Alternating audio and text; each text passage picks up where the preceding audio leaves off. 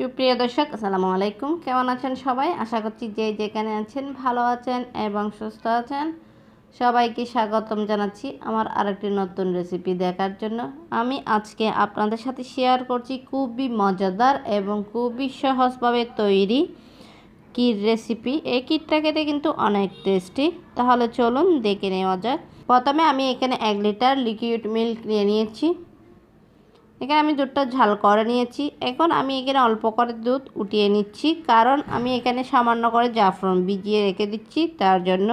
দুধটা আমি ঝাল করে নিয়েছি। এখন আমি আগে থেকে ভাত রান্না করে রেখেছিলাম, সেগুলো এখানে দিয়ে দিচ্ছি। আজকের ক্ষীরটা কিন্তু কোনো রকমের চাল ব্যবহার করা হবে না, আমি রান্না করা ভাত দিয়ে কিন্তু এই ক্ষীরটা তৈরি করে নিচ্ছি।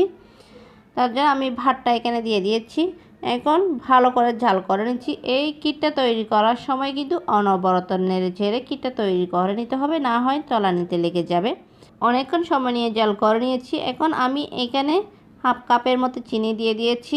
আমি এখানে মিষ্টিটা ব্যালেন্স করার জন্য সামান্য করে লবণ দিয়ে দিয়েছি। মিষ্টিটা আপনারা আপনাদের ইচ্ছে অনুযায়ী দিতে পারেন, বাড়িয়ে বা কমিয়ে। এখন ঢেকে আমি চুলার ফ্লেমটা মিডিয়ামে রেখে কিছুক্ষণ জাল করে নিয়েছি। এখন আমি এখানে ড্রাই ফ্রুটগুলো দিয়ে দিচ্ছি। আমি পেস্তা বাদাম আর কাঠবাদাম এবং কিশমিশ দিয়েছি।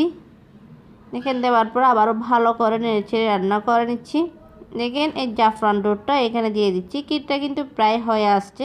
আমরা কিন্তু অনেক ধরনের ক্ষীর খেয়েছি। ক্ষীর তৈরি করার সময় কিন্তু আমরা সবসময় চাউলে ব্যবহার করে থাকি। আজকে কিন্তু এই ক্ষীরটা তৈরি করার সময় কোনো রকম চাউল ব্যবহার করে নাই, আমি রান্না করা ভাত দিয়ে কিন্তু এই ক্ষীরটা তৈরি করেছি। খুবই অল্প সময়ে কিন্তু এই ক্ষীরটা তৈরি হয়ে গেছে। আমি এখন আপনাদেরকে পরিবেশন করে দেখাচ্ছি। দেখেন দেখতে কত সুন্দর হয়েছে, খেতেও কিন্তু অনেক টেস্টি। এই ক্ষীর তৈরি করা কিন্তু খুবই সহজ, খুবই অল্প উপকরণে কিন্তু খুবই অল্প সময়ে কিন্তু তৈরি করে নেওয়া যায় এই ক্ষীরটা। আশা করছি আজকের রেসিপিটা আপনাদের কাছে ভালো লাগবে। ভালো লাগলে প্লিজ আমার চ্যানেলটা সাবস্ক্রাইব করে পাশে থাকার বেল আইকনটি প্রেস করে রাখবেন, আমাকে সাপোর্ট করবেন। আমি এখন আপনাদেরকে পরিবেশন করে দেখাচ্ছি। এই ক্ষীরটা দেখেন দেখতে কত লোভনীয় হয়েছে।